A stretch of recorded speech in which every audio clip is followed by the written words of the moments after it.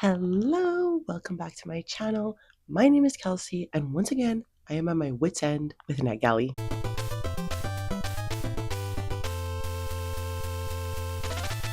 So please ignore the lighting and also the sound and also my location. I am in a random meeting room at my job because I have to be here 3 times a week and I don't know when I could record things, and this is a pretty good room. I'm hoping the sound is acceptable and I'm hoping the lighting is acceptable. I still look good, so I think it works. But if you've been following my channel for a while, you know I should just make this a series. I am often behind on my NetGalley arcs. I love requesting them. I love receiving them. Reading them becomes a task, and it is a task for today. The books that I will be getting to today are some pretty old ones. The first one is Orpheus Built a Girl by Heather Parry. This is from September 2025. Yeah, it's been that long. It follows a doctor named William Bantor who becomes obsessed with his tuberculosis patient named Luciana, and that's all I'll say. The next book I read was The Moon Without Stars by Chanel Miller. This is one of Chanel Miller's forays into middle grade. It follows our main character named Luna, who starts a zine with her best friend named Scott, and the zine causes her to become really popular, and Luna has to sort of discover herself. And then the last book I read for this vlog was A Practical Guide to Dating a Demon by Hannah Reynolds. This is a girl named Naomi who is sort of fed up with the boys asking her out on dates. They're only really asking her to get close to her aunt, who is this like prestigious figure in their society. And so in order to get them off her back, she says that she is betrothed to a demon named Daziel. And one day that demon named Daziel turns up. So that's all I'll say for now. I'm going to send you back to Kelsey 1 week ago and we'll meet back at the end.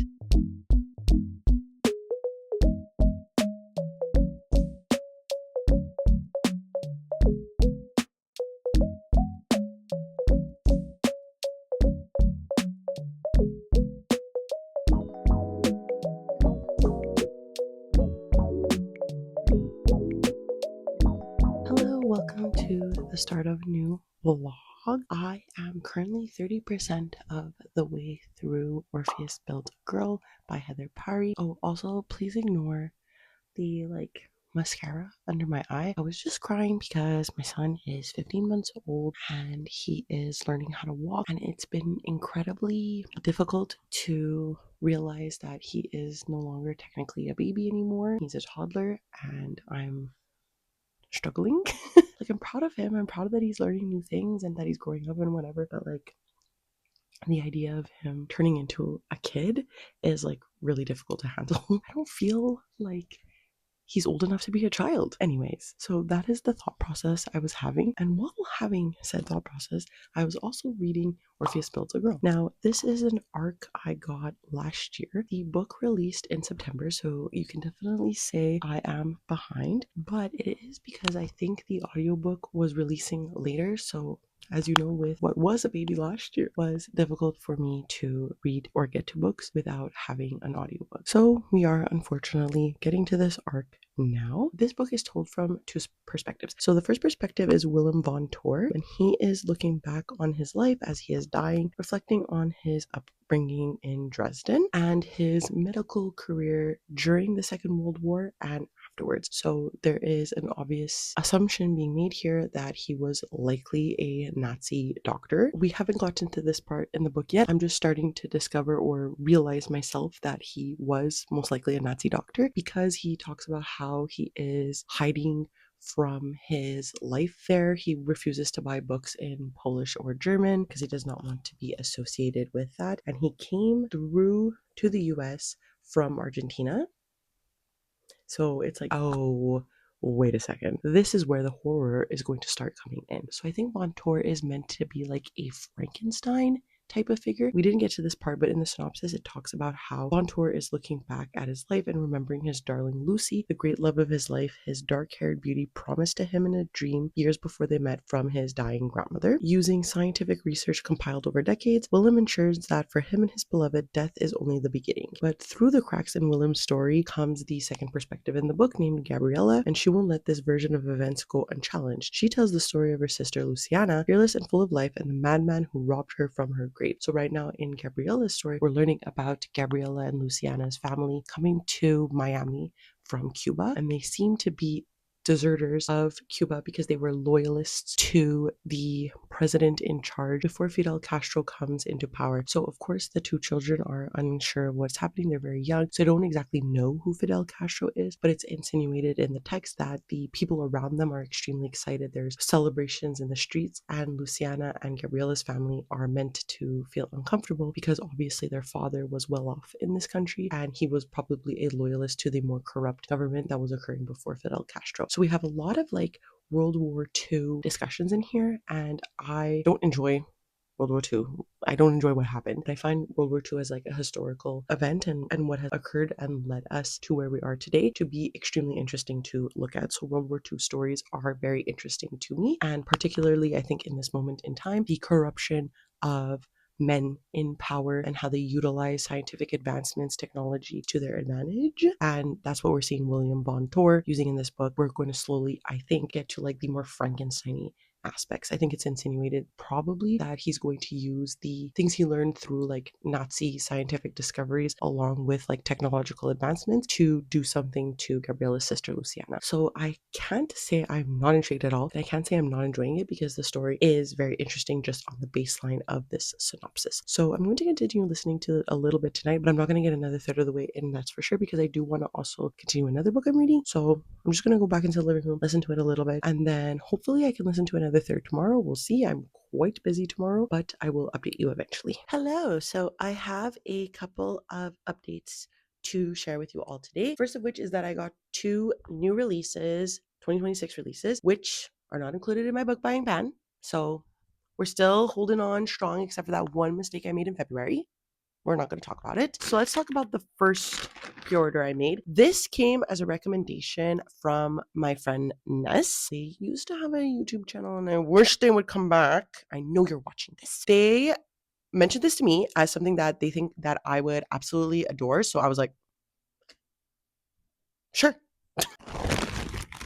This is Sweet Bitter Song by Rosie Hewlett. It is a 2026 release, which I love when this happens in Canada, is that it comes out in like the paperback instead of the hardcover. Slay. Makes me like a book more. I know that this is sapphic and it is a Greek myth retelling, I believe, and that's all I know. Upon the shores of Ithaca, in the shadows of a legendary war, 2 women must face their own battle, one of sisterhood, survival, and a forbidden love that could easily destroy them both.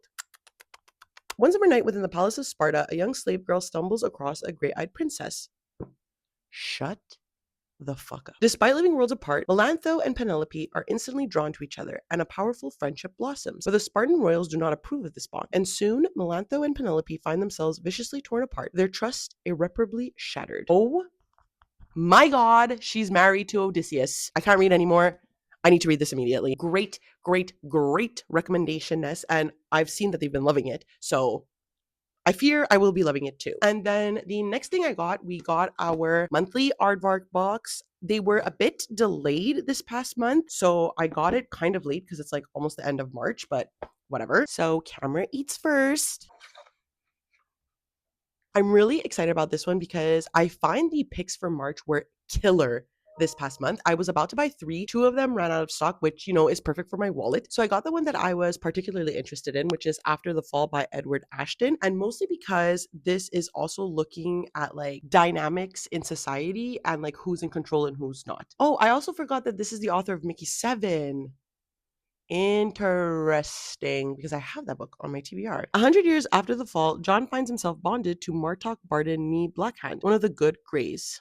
And the Greys, I guess, are aliens? Sure, Martok is broke, homeless, and borderline manic, but he's always treated John like an actual person, and sometimes like a friend. It's a better deal than most humans get. But when Martok puts John's bond up as collateral against an abandoned house in the woods that he hopes to turn into a wilderness retreat for wealthy Greys, John learns that there are limits to Martok's friendship. Soon, he finds himself caught between an underworld boss who thinks Martok is something he's very much not, a girl who was raised by feral humans and has nothing but contempt for pets like John, and Martok himself, whose delusions of grandeur seem to finally be catching up with him. So it's sort of like a world where aliens are in charge, they took over, and they keep the humans as like pets, which I think could be a really interesting book to read. So we're going to see, but color me interested, I have to say. And then let's talk about the second third of Odysseus Builds, not Odysseus, oh my god, just have him on my mind. Orpheus Builds a Girl by Heather Parry. This last third was incredibly disturbing. So the catalyst character, I would say, Luciana, was diagnosed with tuberculosis, and tuberculosis was a common diagnosis disease at the time, especially after World War II. Willem, Dr. Von Tor, he saw Luciana in a vision, took it upon himself to give her personalized care. So he's entering the home of these Cuban immigrants, a white man, and a suspected Nazi as well. Let me just point out. Comes into their home, is trifling with their daughter, touching her, injecting her with things, and all in the guise that he is saving her. And he is implied in a way via Gabriella's chapters that Dr. Von Tor is using the mother's need to please like a white savior, a Catholic representation, right, of their God. She is seeing or hoping that the doctor is going to be the one that will help her because this is supposed to be a better life for them in America, right? And the children who are living their life in the US are very, very, very suspicious of this man, and they understand that he is not going to be the one that saves Luciana. Inevitably, Luciana dies. Dr. Von Tor is as extremely creepy as you would think he is. He is a man obsessed with this young girl. He twists the things that Luciana says to fit his narrative. He twists the way that the family is behaving to fit his narrative. And it is all within the guise that Luciana wants this. Luciana wants to be with him. Luciana is simply being controlled by her parents, and that's why she doesn't want to marry him. There's a bunch of things that he is like utilizing in his head that I think you can perceive as Luciana just being weak and giving up. And he's like, oh, finally, she wants me. She's admitting it to herself. Through like an obvious power that Von Tor has, he is able to write that him and Luciana are married, and therefore he has control of her body after she passes. This is very upsetting, obviously, to Gabriella and the rest of their family, but there is nothing that they can do because they are not of the power in the US. And where we're sort of at in the novel, Dr. Von Tor has taken Luciana's body out of the grave, and he's doing what you think he is doing with it. And so I was very, very disgusted by this, but it was an interesting like look into how far a white man goes in order to like utilize and abuse their power. And I learned that this is a commentary or a look into a real life case that occurred. So I want to get her name right so I am respectful of it. It is the story of Maria Elena Milagro Hoyos. It is a very similar situation where a Polish German doctor exonerated her body after taking care of her during her tuberculosis diagnosis, and then exonerating her body and doing what you think that he did to it. I'm a little bit conflicted as to how I'm feeling because I think the discussion of a white man being in control and the horror of that alone being part of what is horrific, and then obviously this body horror as well. However, I'm conflicted with how I feel because this is a real life story and this did happen to a girl who passed via her doctor, and I'm not really sure how I want to go on moving forward. I'm going to listen to it. I'm going to finish it because I don't have that much left. I just have 100 pages left. I'm going to read some reviews and I'll come back to you to really understand the scope of how I'm feeling, because now that I know that it is a beat for beat real story that happened to a girl, and it is a disgusting story at that, and I know we know that like Nazi Germany and just doctors who work for the government during that time especially were not the most conscious of like, you know, research practices, morals, and ethics. So I understand that these things were not like really honed in on or looked at in an important way, or looking at what doctors were doing in an important way. I'm going to listen and I'm going to see how I feel, and then we'll come back at the end. My goal is to finish it within like the next hour. So you'll be hearing from me. Hello, it's me again. It's a couple of hours later, reluctantly. Oh, hold on. My mother is calling. So I had to talk to my mother because I'm going to the Montreal Canadiens game tomorrow night. Me and my boyfriend are big hockey fans. So if you watch any of my videos, you know that. Also, just a side note, I am breaking out like fucking crazy today. I have like 4 pimple patches on my face at once. I don't think this has ever happened to me. I don't know what's happening, but obviously postpartum hormones, so fun, love them. But let's talk about my final thoughts for Orpheus Builds a Girl by Heather Parry. And I'm really, really, really, really conflicted with my overall feelings on this book. I won't get too much into the ending of the novel. I thought overall that Perry's prose and the ideas that were involved in this book to be incredibly engaging. I was intrigued initially by the novel's opening chapters, as you saw, and absolutely disgusted by certain parts of the novel that I had to read, like visibly. Like I was physically acting out how disgusted I was. And the fact that Parry is able to evoke such emotions out of me marks for a pretty talented piece of work. However, the reason that I'm struggling with this is what I was talking about in my last update is really the ethics behind this book. And if it is ethical to have even written this book for financial compensation for a piece of creativity. I enjoy thematically that Parry is looking into how misogyny is lining up with fascism at the expense of women and more often than not women of color, right? We all know this. If you're a girl, you know this. Women's bodies, much like Luciana's in this novel, are unfortunately often used for sexual violence, impregnation, and the will and want to control women's bodies, as we're seeing in the United States, and femicide at the hands of men. And often these acts of violence are romanticized through a male leaning gaze. And I think Heather Parry is sort of taking a cheeky look at that with the title of the novel, with Orpheus being the stand in for Dr. Von Tor, and pairing them together, given that Orpheus is seen as this romantic hero in Greek myth who travels down to the underworld to bargain with Hades and Persephone to get his wife Eurydice back. And so we are meant to like see this ironically that Dr. Von Tor probably views himself as his own Orpheus. These are again all topics that we as a society are, I think, currently being slammed in the face with, and thus stories such as this are incredibly important to be written and for the masses to engage with. I have no problem with novels that tackle these horrific issues and often relish in them. I enjoy feminist takes on mythical things or fictional things or not, right? The Handmaid's Tale is a fictional story that is taking pieces of what has happened to women in general in the novel, less so a particular woman's case, which is, I think,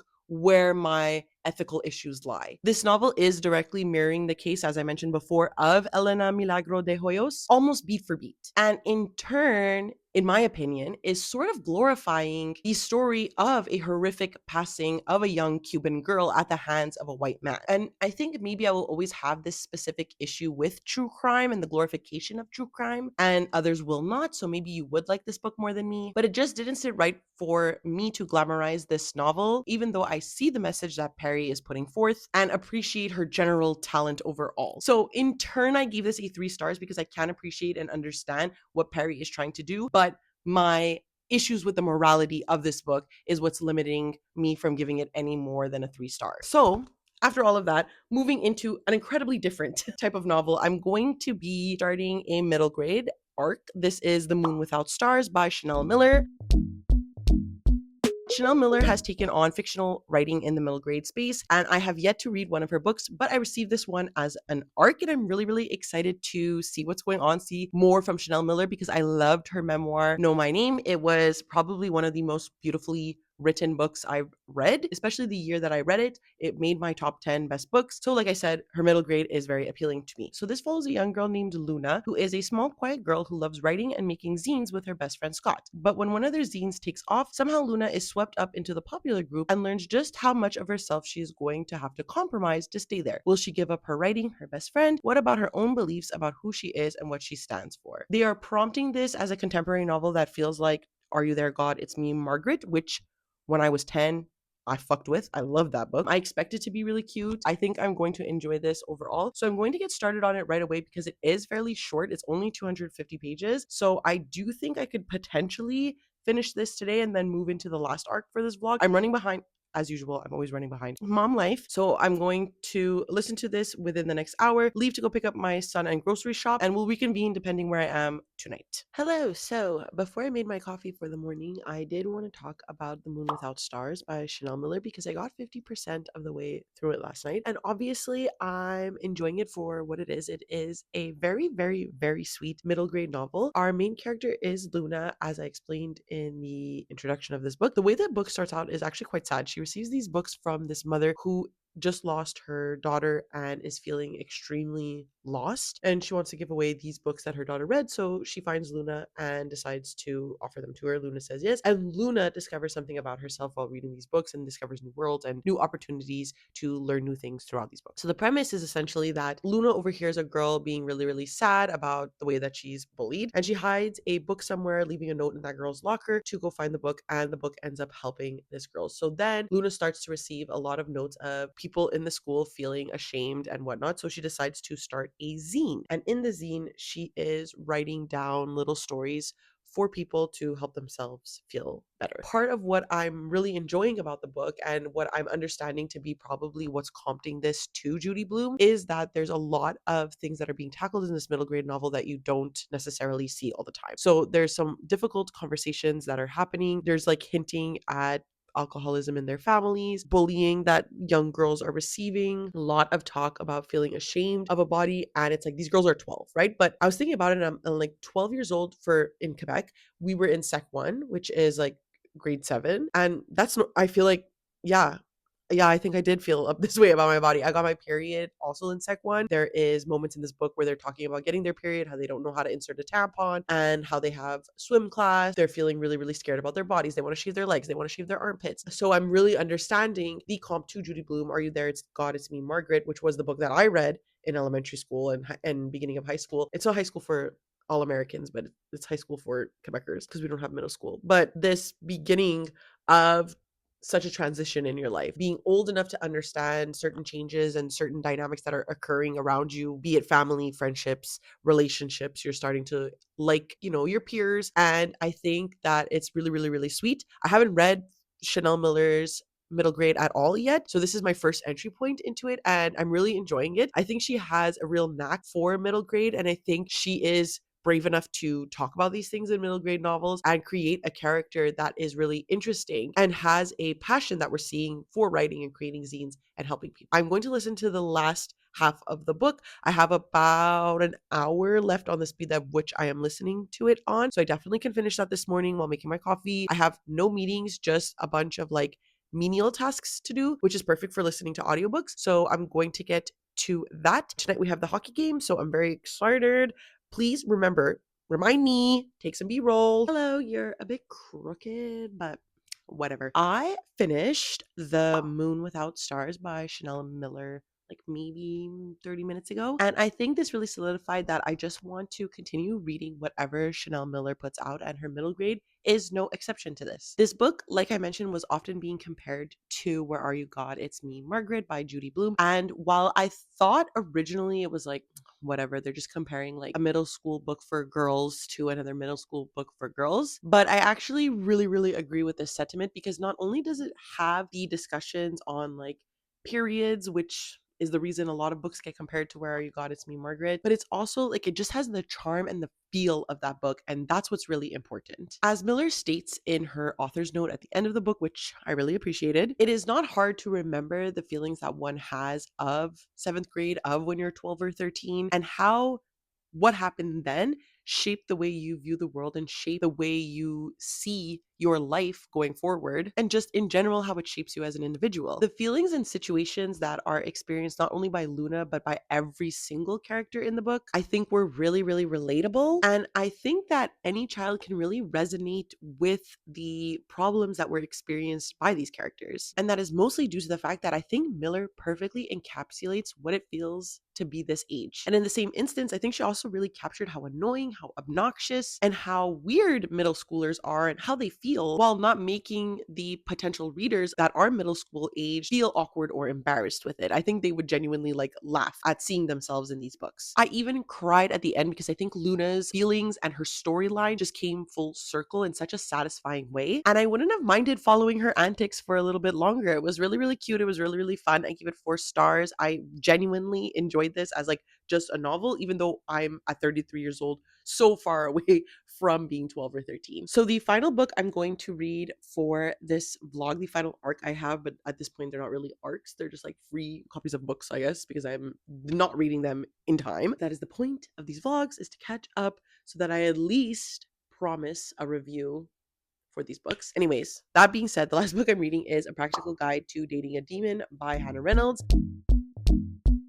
This is probably like the most silliest book, I guess, on this list. It is a young adult fantasy romance, and it follows a student named Naomi who would rather focus on deciphering ancient scrolls than dating, especially since the boys asking her out are less interested in a night in Naomi's company and want an introduction to her influential aunt. So Naomi devises an excuse to turn down her persistent suitors. She claims to be betrothed to a demon. Her story works perfectly until she arrives home one night and finds the demon Daziel lounging in her rooms, insisting he is her betrothed. I think it could be fun. I think it's going to be silly. Interestingly enough, even though I've been enjoying middle grade, I have not been enjoying YA as much. So I tend to not request a lot of YA art, even though I have quite a bit. And I think it's because I just put them off because I'm not that interested in the YA age range as much anymore. But I always want to give them a chance anyways because I'm like in denial about it, I guess. So we're going to read this. I'm going to see how I feel. And that will be the last book of the vlog. So I'll come back to you probably within the first third, 100 or so pages, and we'll see how I'm feeling.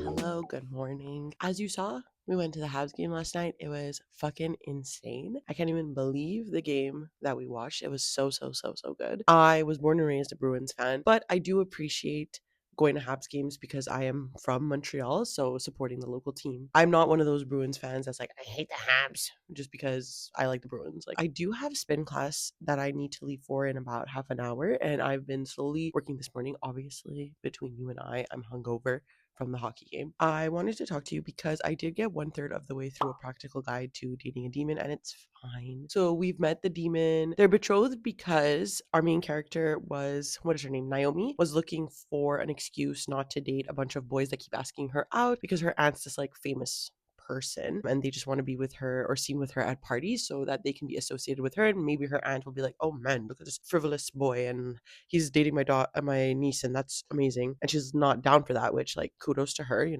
we love it. And this demon named Daziel comes up from hell or the underworld, whatever, because he's essentially been called by Naomi. And so now he's like attached to her. The banter is kind of fun. I like Daziel as a personality. Like I think I'll always enjoy like a demon, like a funny demon type of character. I like always rebellious characters that go against the grain. So a demon often falls into that, and especially a demon who goes against the grain of normal society, but they're also going against the grain of their like demonness. I think is a really fun character stick for these types of characters. And right now, we're really just dealing with Naomi, dealing with Daziel appearing in her life and being around her at all times and interfering with like her education and her communications with her friends and like communications with other peoples. That's mainly where the plot points are right now. Obviously, some sort of like plot point is going to come in where they are going to have like an argument or they're going to realize that they're in love with each other. Am I enjoying this? It's not like a terrible book. I'm just listening to it and enjoying it like I enjoy normal 3 stars. And I'm sort of regretting it. I wish that I read another arc for this video, but because this one came in from the library, I was like, okay, might as well read it because when am I ever going to read it again? Whereas the other one, I feel like I'm more inclined to like read it just for enjoyment. And this one, I feel like is really just a vlog video specific book that I would read. Continue listening to this for the next like 40 minutes and then leave for my spin class. And then when I come back, I'll probably like eat lunch, continue listening to this, continue working, take a shower. Hopefully I'll be able to finish this book today and we'll be able to get this video edited. Hello, please ignore my cap.